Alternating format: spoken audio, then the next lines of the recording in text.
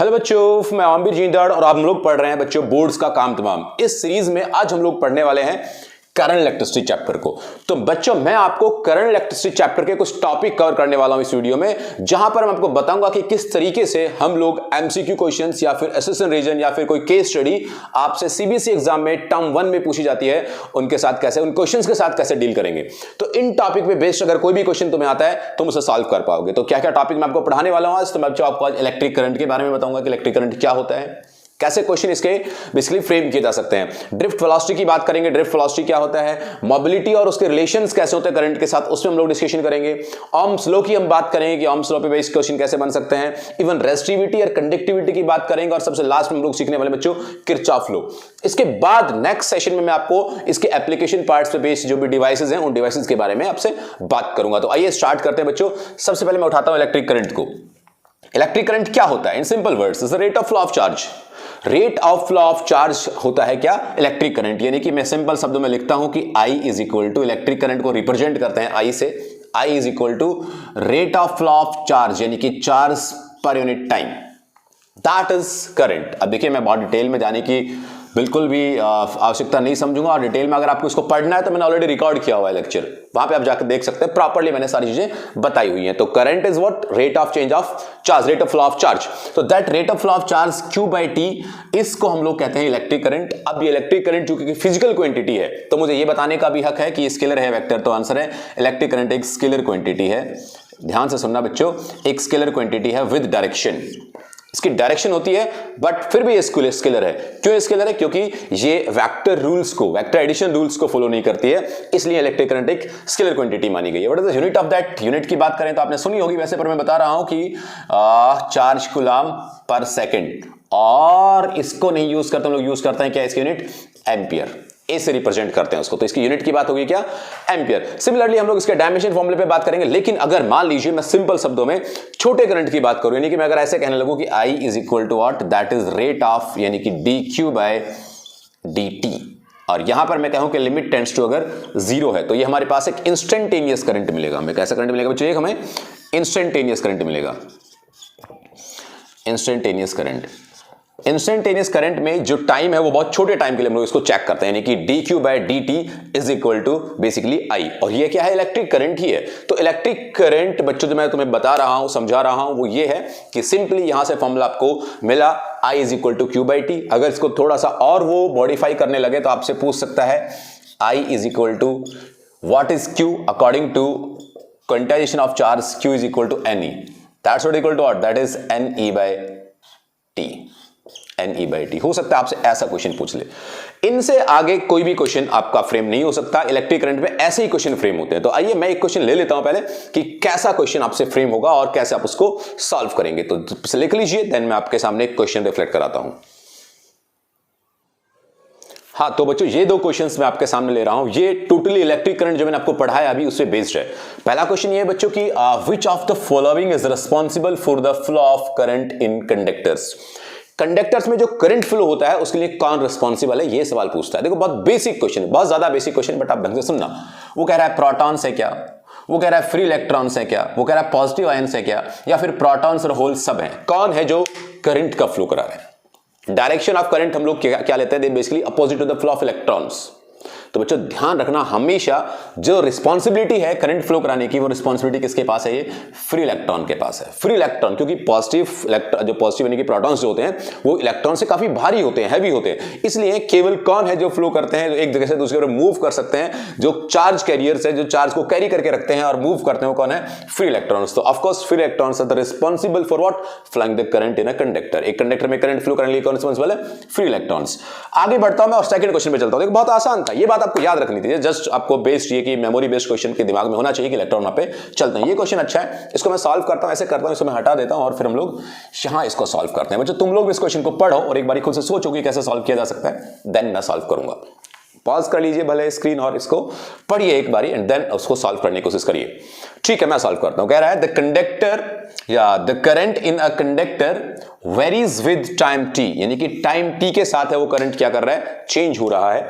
और वहां पर कहता है कि वो करंट जो चेंज हो रहा है उसकी इक्वेशन है, क्या इक्वेशन है, I is equal to 2t plus 3t square, ये उस I की इक्वेशन है। और पूछ रहा है electric charge flowing through a section, कितना चार्ज फ्लो होगा एक सेक्शन ऑफ कंडक्टर से during t is equal to 2 second, time देता है 2 सेकंड से लेके 3 सेकंड के बीच में जो होगा वो कितना चार्ज फ्लो होगा, यानी कि हमें चार्ज निकालना है, टाइम देता है, करंट देता है, कैसे निकालें, जब उन्होंने टाइम हमें दे दिया है और करंट हमें दे दिया, चार्ज कैसे निकालें, simple formula I is equal to Q by t. लेकिन यहां पर वो देखो इंस्टेंट की बात कर रहा है, टाइम की बात नहीं कर रहा हूं, यार इंस्टेंट, यानी कि time t is equal to 2 second से 3 सेकंड, इस इंस्टेंट पर निकाल के बताइए करंट। अगर इस इंस्टेंट पे करंट निकालना तो हमें कौन सा फॉर्मूला यूज करना पड़ेगा, इंस्टेंटेनियस करंट का। वो फॉर्मूला क्या होता है, simply I is equal to that is dq by dt। निकालना क्या है बच्चों, हमें बच्चों निकालना है q, यानी कि हमें dq निकालना है, that is equal to what, I into dt, यानी कि ये वाला फॉर्मूला अप्लाई होने जा रहा है। अगर मुझे अब इसको सॉल्व करना तो मुझे क्या करना पड़ेगा, इसको इंटीग्रेट करना पड़ेगा, जोड़ना पड़ेगा, क्योंकि छोटा चार्ज निकल के आएगा यहां से तो, और चार्ज को बड़ा करना है तो dq क्या करना पड़ेगा मुझे, q करना पड़ेगा। तो इसका इंटीग्रेशन हम कर देंगे, सिंपली यहां पे वैल्यू पुट कर देता हूं मैं अब बच्चों, integration of dq is equal to integration of I into dt। I की वैल्यू कितनी है बच्चों, तो I की डायरेक्ट वैल्यू पुट कर रहा हूं मैं यहां से। अब I की वैल्यू डायरेक्ट कितनी पुट करूंगा मैं यहां पे, that is 2t plus 3t square के साथ में क्या dt, और कहां से कहां तक टाइम लिमिट कही उसने 2 to 3, ये उसने टाइम लिमिट की बात की है। अब यहां से इसका इंटीग्रेशन करते हैं, सिंपल आपको आता होगा, मैं फिर भी बता देता हूं। देखो यहां से 2 इसकी पावर जितनी भी पावर होती है उसको ऐड करके हम सॉल्व करते हैं तो by 2 plus 3t, 2 plus 1 is 3 by 3, यानी कि 3 से 3 और 2 से 2 बच गया, आपके पास बचा केवल t स्क्वायर और इसकी लिमिट 2 to 3 प्लस यहां पर बचा आपके पास क्या t क्यूब, और उसकी लिमिट भी कहां से कहां, दैट इज 2 to 3।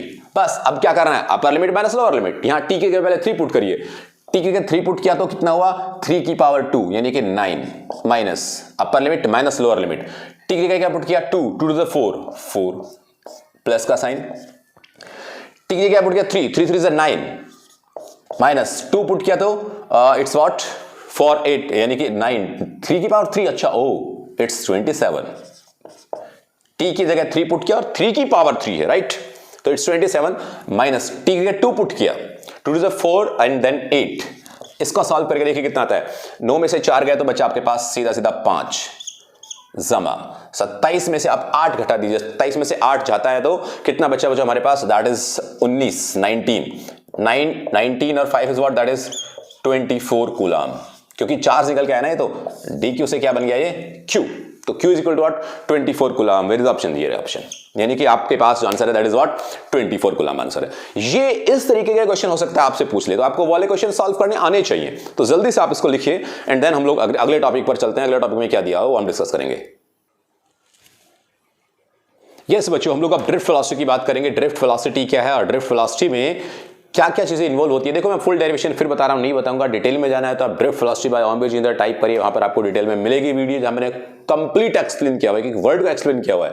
यहां पर इन सिंपल शब्दों में बताऊं कि एवरेज वेलोसिटी मतलब ड्रिफ्ट वेलोसिटी एक एवरेज वेलोसिटी है किसी भी कंडक्टर में। मान लीजिए ये मेरे पास एक कंडक्टर है, इस कंडक्टर में इलेक्ट्रॉन्स मूव कर रहे हैं ऐसे जिगजैग मोशन में। अब जो इलेक्ट्रॉन्स मूव कर रहे हैं उन इलेक्ट्रॉन की एक वेलोसिटी है, अगर मैं उनका एवरेज कर दूं, वो एवरेज वेलोसिटी को हम लोग ड्रिफ्ट वेलोसिटी कहते हैं। तो मैं आपको बताने जा रहा हूं कि व्हाट इज ड्रिफ्ट वेलोसिटी। तो drift velocity is the average velocity gained by the free electrons, जो फ्री इलेक्ट्रॉन्स ने गेन किए किसी भी कंडक्टर में of a conductor in opposite direction electric field. फिर से ये एक कंडक्टर है, चलिए मैं थोड़ी सी आपको जानकारी दे ही देता हूं यार, रुका नहीं जा रहा मुझसे।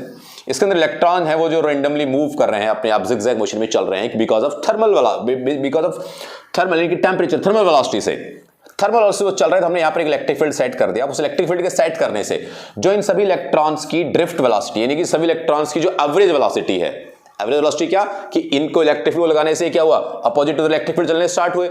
अगर ये opposite to the electric field चलने स्टार्ट हुए किसी भी कंडक्टर में, इलेक्ट्रिक फील्ड लगाने से इलेक्ट्रॉन की direction opposite to the electric field जब स्टार्ट हुई, उसको हम लोग कहते हैं, उसकी एवरेज वेलोसिटी को हम लोग कहते हैं ड्रिफ्ट वेलोसिटी। तो drift velocity is average velocity gained by the electron in a conductor opposite direction to the electric field. तो ये रहा उसका फॉर्मूला। बहुत साधारण शब्दों में मैं आपको बता दूं कि v इज इक्वल टू होता है क्या, u प्लस ए टी। तो इनिशियली कुछ नहीं था, तो v is equal to what, a into T, time. तो is what, that is the relaxation time. A कैसे निकालते हैं, F is equal to what, Q E. तो वहां से हमने निकाल लिया A is equal to what, तो वहां से हम लोगों ने कैलकुलेट कर लिया अकॉर्डिंग टू ये actually F is equal to M A and A is equal to F by M and F is equal to Q E by M. तो क्यू ई बाय एम कहां से आ गया, Q E by M तो आ गया आपका acceleration, आ गया ना भाई, A is equal to Q E by M. और उसके साथ टाइम में क्या जोड़ दिया हमने, टू। अब क्यू की जगह ई क्यों लिखा, क्योंकि इलेक्ट्रॉन चल रहे हैं, अपोजिट डायरेक्शन में चल रहे हैं, तो क्या आया यहां पर, माइनस आया। किसकी अपोजिट डायरेक्शन में चल रहे हैं, इलेक्ट्रिक फील्ड के अपोजिट डायरेक्शन में चल रहे हैं भाई वो। तो ये बात तो क्लियर है, पक्के से क्लियर हो गई नहीं बात तो, गुड। तो यहां से अगर ये पक्के से क्लियर हो गई, तब हम इस टाउ की बात कर लेते हैं। टाउ क्या है, ये क्या है, ये रिलैक्सेशन टाइम, यानी कि ये भी एवरेज टाइम है। किसके बीच का एवरेज टाइम है, तब इलेक्ट्रॉन यहां से चल के से टकराते हैं, तो उनके जो दो सक्सेसिव कोलिजन्स होते हैं, लगातार जो कोलिजन होते हैं, उनके बीच में रिलैक्स रहते हैं। तब तक यहां टकराया, यहां पे टकराया, यहां से टकराने के बाद डायरेक्ट ये यहां टकराया, तो इनके जो बीच का टाइम था, that time is actually called what, relaxation time.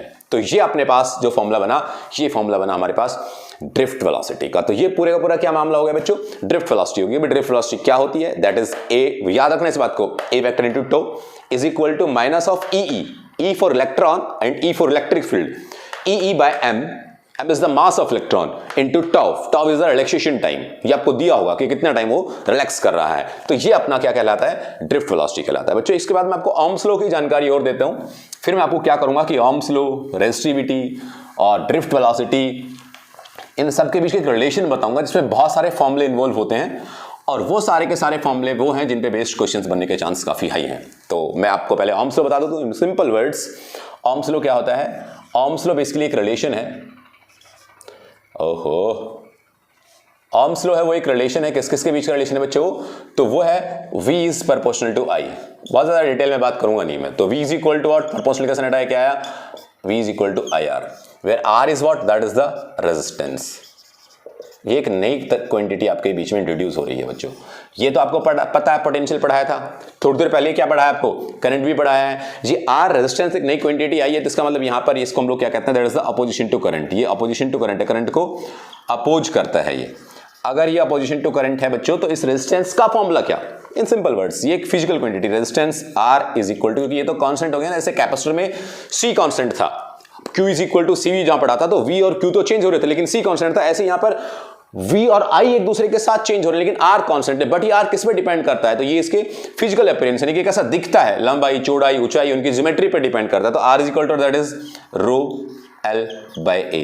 साधारण शब्दों में क्लास 10th में ऐसा सिखाते हैं बच्चों कि resistance is proportional to length, resistance is inversely proportional to area, combine करेंगे तो एक कांस्टेंट लगाएंगे, that is called resistivity, that is called resistivity. अब ये जो रेजिस्टिविटी है, ये क्या है actually, that is the characteristic of material, characteristic of material, ये मटेरियल का गुण है। अब एक बात यहां से बहुत पॉपुलर, बहुत सिंपल क्वेश्चन ये है कि बच्चों रेजिस्टिविटी क्या होती है, तो रेजिस्टिविटी कैरेक्टरिस्टिक ऑफ मटेरियल है। मान लीजिए मेरे पास एक कंडक्टर, इसकी लेंथ L है, इसका क्रॉस सेक्शन एरिया A है, क्रॉस सेक्शन एरिया A है, इसको बीच में से कट कर दूं तो इसका रेजिस्टेंस कितना हो जाएगा, हाँ साहब रेजिस्टेंस आधा हो जाएगा। इसकी रेजिस्टिविटी कितनी हो जाएगी, रेजिस्टिविटी सेम रहेगी। क्यों, क्योंकि मैंने इसको आधा किया, मटेरियल को चेंज नहीं किया, मटेरियल सेम है, और ये रेजिस्टिविटी किसकी कैरेक्टरिस्टिक है, मटेरियल की कैरेक्टरिस्टिक, इसलिए रेजिस्टिविटी सेम रहती है, बट रेजिस्टेंस आधा हो जाता है। अगर हम किसी भी टुकड़े को, किसी भी कंडक्टर को काट के आधा कर दें, तो उसके रेजिस्टेंस के बारे में बात करते हैं, तो आधा और रेजिस्टिविटी सेम। इसी की उल्टी क्या होती है, रेजिस्टिविटी की उल्टी होती है, दैट इज कंडक्टिविटी। का रिलेशंस की बात मैं करूंगा, उनके फॉर्मुलेज में बनाऊंगा, तब देखना पूरा का पूरा इसका मैं डिजाइन बनाऊंगा कि यहां कैसे ये सभी quantities like drift velocity, like relaxation time to, tau, like आपका ओम्स लॉ में V, I, R, resistivity, conductivity, ये सब कैसे एक दूसरे से रिलेट करते हैं। तो ये सिंपल शब्दों मैंने आपको क्या बताया है, ओम्स लॉ एंड रेजिस्टिविटी के बारे में। नाउ मैं नेक्स्ट आपको इसके रिलेशंस बताऊंगा कि किस किस के बीच में कैसे कैसे रिलेशंस होते हैं।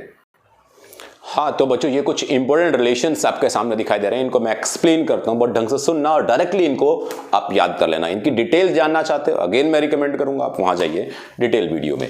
बच्चों यहां पर एक कंडक्टर है जिसकी लेंथ L दी हुई है, उसका क्रॉस सेक्शन एरिया A दिया हुआ है, यहां पर इलेक्ट्रिक फील्ड है इस तरफ, और यहां पर हमने एक पोटेंशियल अप्लाई कर रखा है, यानी कि बैटरी अप्लाई कर रखी है, दैट इज व्हाट V। ये पॉजिटिव टर्मिनल और ये आपका नेगेटिव टर्मिनल है, बहुत ध्यान से सुनना।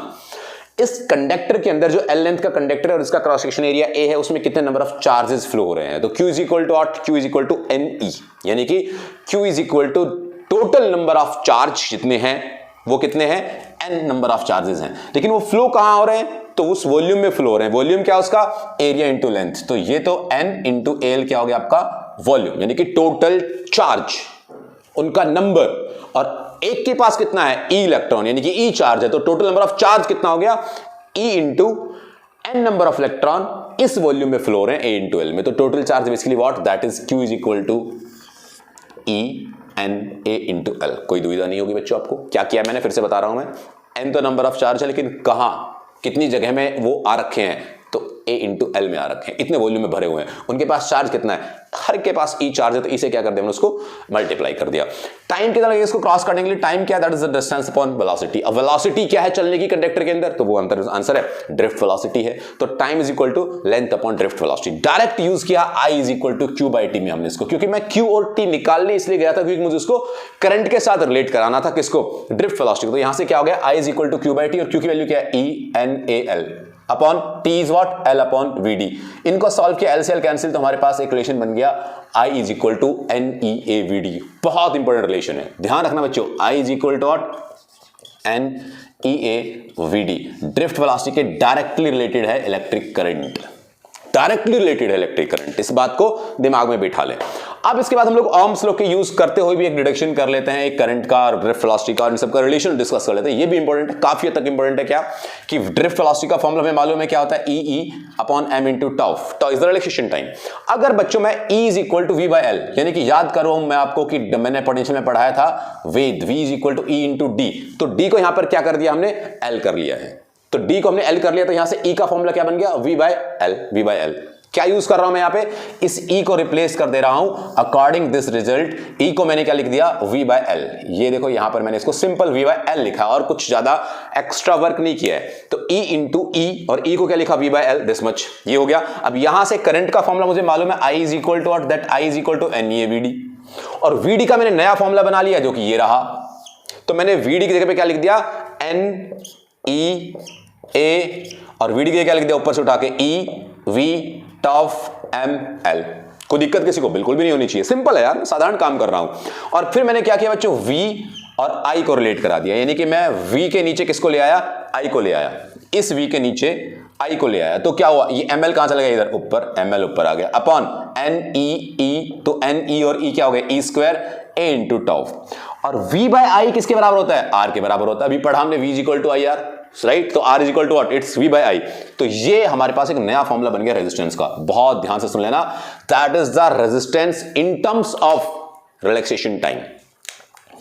रिलैक्सेशन टाइम अगर बढ़ेगा, यहां से क्वेश्चन बनते हैं बच्चों, इंपॉर्टेंट क्वेश्चन बनते हैं यहां पे, रिलैक्सेशन टाइम बढ़ेगा तो इसका मतलब रेजिस्टेंस आपका कम हो जाएगा। रिलैक्सेशन टाइम बढ़ेगा तो रिलैक्सेशन आपका रेजिस्टेंस क्या हो जाएगा, कम हो जाएगा। रिलैक्सेशन टाइम बढ़ने का मतलब क्या हुआ कि कोलिजन्स बहुत हल्के हल्के हो रहे हैं, कम कोलिजन हो रहे हैं। रिलैक्सेशन टाइम ज्यादा है, ज्यादा टाइम लग रहा है टकराने में, तो रेजिस्टेंस कम है। और अगर वो फटाफट टकराए, इसमें बहुत सारे रुकावट बहुत बढ़ जाएगी। तो ये एक रिलेशन सेट हुआ कि रेजिस्टेंस और रिलैक्सेशन टाइम एक दूसरे के इनवर्स रिलेशन में होते हैं। सिमिलरली हमने देखा यहां से कि रो एल ए से रेजिस्टिविटी का भी बना दिया, इसको आप डायरेक्ट दिमाग में रखें, MNE square by tau, that is the resistivity related to what, resistivity related tau, तो इज व्हाट, रिलैक्सेशन टाइम। तो ये पूरा का पूरा जो मामला, इससे बेस्ड बहुत सारे क्वेश्चन बनने के चांसेस हैं।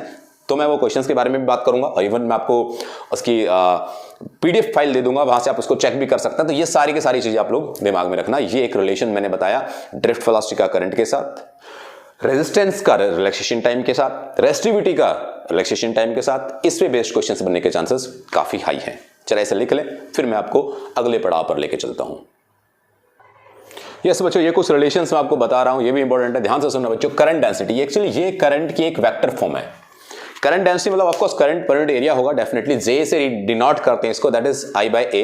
और अगर इनका हम प्रोडक्ट करते हैं तो उनका कौन सा कॉम्पोनेंट लिया जाता है, cos थीटा, यानी कि I is equal to JA cos theta, या थीटा हटा देंगे तो क्या आ जाएगा, J क्रॉस। एक वेक्टर क्वांटिटी है, वेक्टर क्वांटिटी है, इसकी डायरेक्शन किधर होगी, in the direction of positive charges. जिस तरह पॉजिटिव चार्जेस मूव कर रहे होंगे उसी डायरेक्शन में इसकी डायरेक्शन होती है, यानी कि करंट डेंसिटी की डायरेक्शन वही डायरेक्शन होती है जो आपके पॉजिटिव चार्जेस की डायरेक्शन है।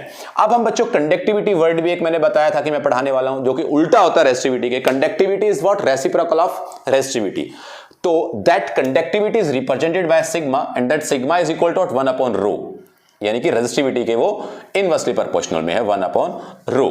तो यहां से हमारे पास एक रिलेशन सेट हो गया। बच्चों इसको हम लोग आगे भी यूज करेंगे कभी, बट एक मैं रिलेशन आपको और सिखा रहा हूं जो कि ओम्स लॉ की फॉर्म में है, और ओम्स लॉ की फॉर्म से किस किस को डिनोट कर रहा है, वो करंट डेंसिटी को, रेजिस्टिविटी को, कंडक्टिविटी को, इन सब के रिलेशन में वो है। आइए सीखते हैं। V is equal to I R तुम बहुत अच्छे से जानते हो, और R का फॉर्मूला तुम लोग जानते हो क्या, that is R is equal to ρ LA। यहां तक कोई परेशानी नहीं।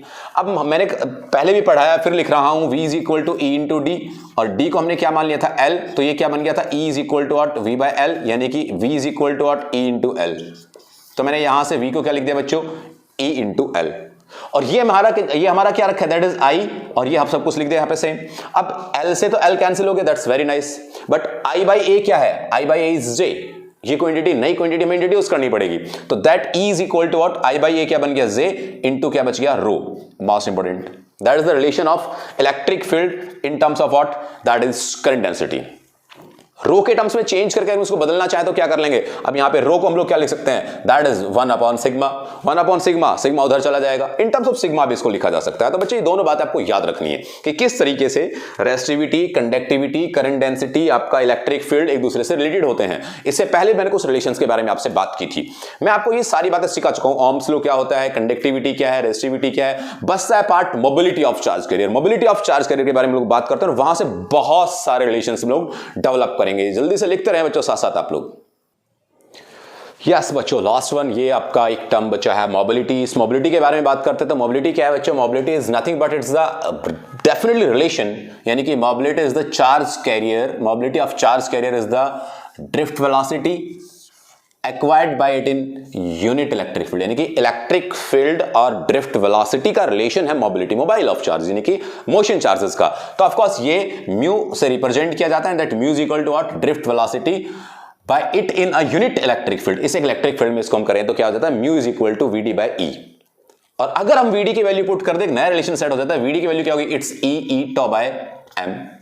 अब यहां से मैंने जब ड्रिफ्ट वेलोसिटी की वैल्यू यहां पे पुट कर दी है तो ये E से E कैंसिल हो गया। अब यहां पर mu, that mu can be written as what, that mu can be written as E tau by M। अब यहां पे आप किसी भी चार्ज के लिए बात कर लीजिए, mobility of positive charge carriers यानी कि electrons, mobility of mobility of negative charge carrier electrons, and mobility of positive charge carrier protons, सब के लिए ये वैलिड होगा। यहां पे चार्ज की वैल्यू पुट करनी है। एक रिलेशन में हम लोग डिस्कस करते हैं बच्चों, इलेक्ट्रिक करंट और मोबिलिटी का क्या रिलेशन है। तो इलेक्ट्रिक करंट का फॉर्मूला में लिखना चाहिए यहां पे, I is equal to that is NEA VD।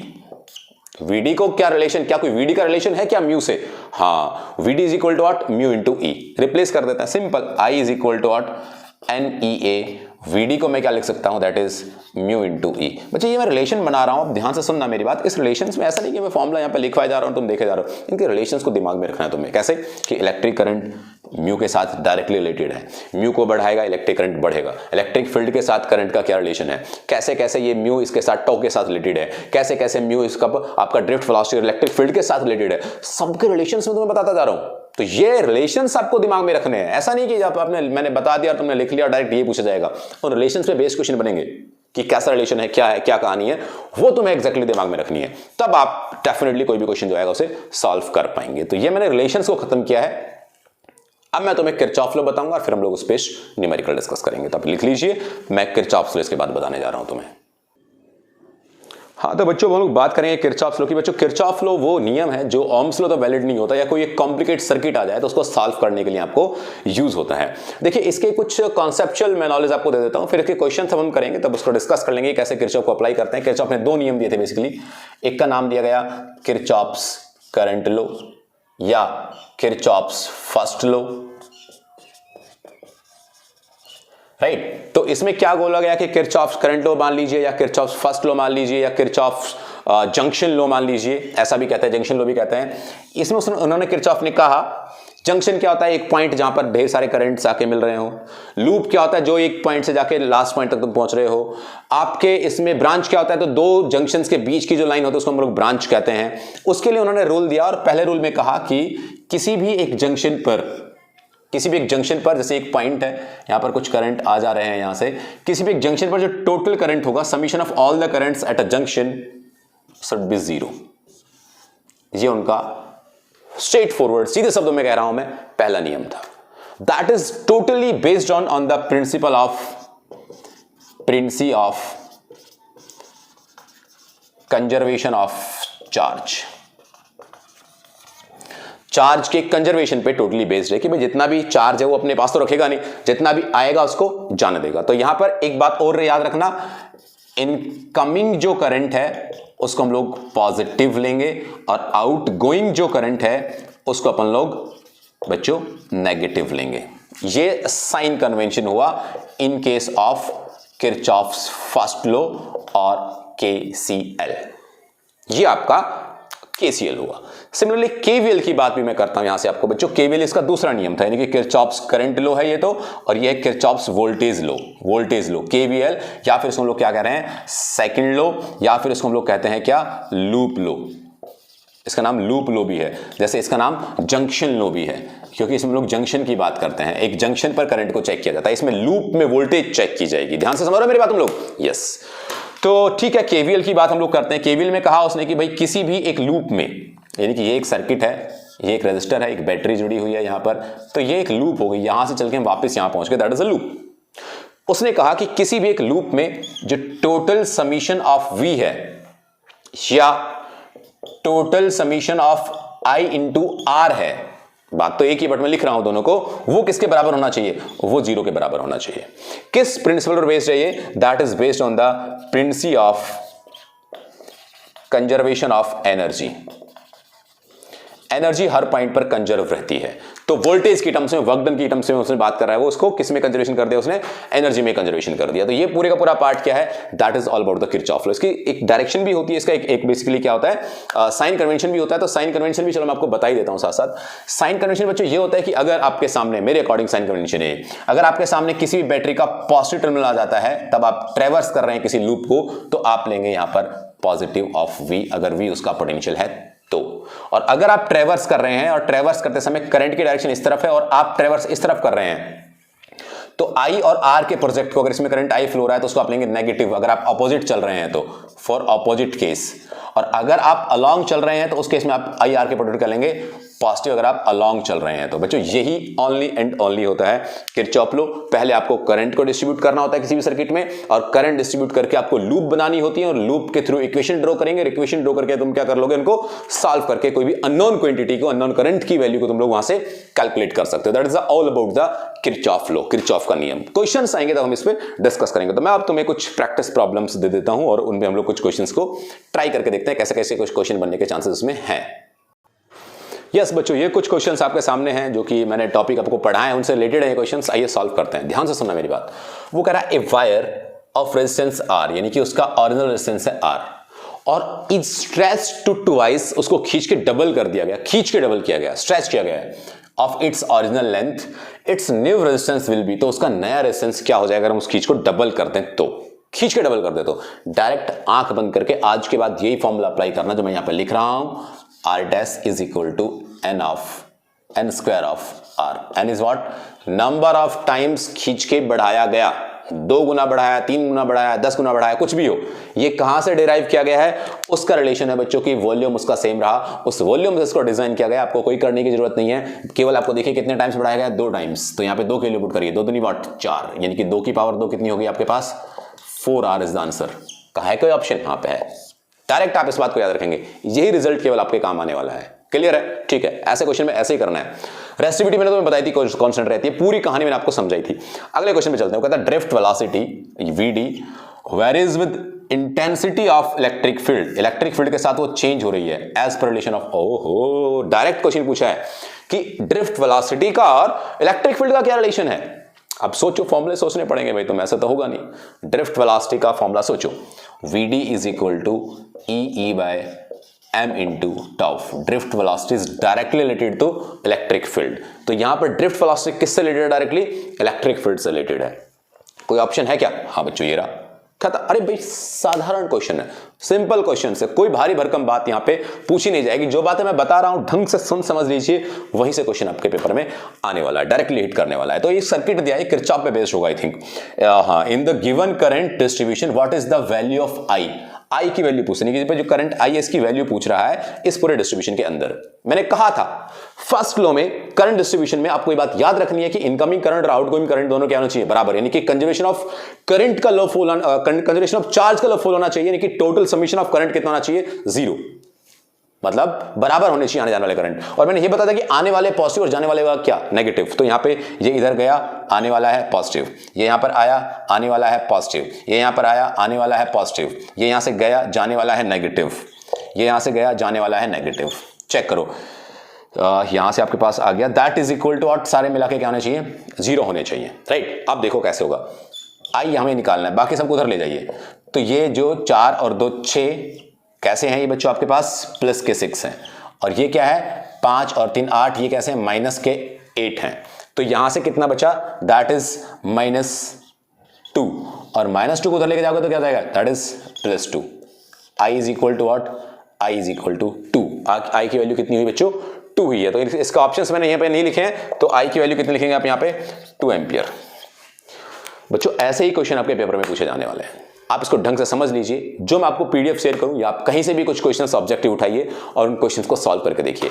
यहां तक कि पूरी के पूरी कहानी मैंने आपको क्लियर की है, A to Z क्वेश्चंस आपसे सॉल्व हो रहे होंगे बड़े ढंग से, एकदम से शिद्दत से। जो बातें मैंने बताई हैं, फॉर्मुलेस बताए हैं, उनको दिमाग में रखिए और सॉल्व करिए, पढ़िए, शॉर्ट नोट्स बनाइए, आपको कोई परेशानी नहीं होगी। नेक्स्ट वीडियो मुलाकात होगी, तब मैं आपको नए कॉन्सेप्ट के साथ मिलूंगा। Thank you very much.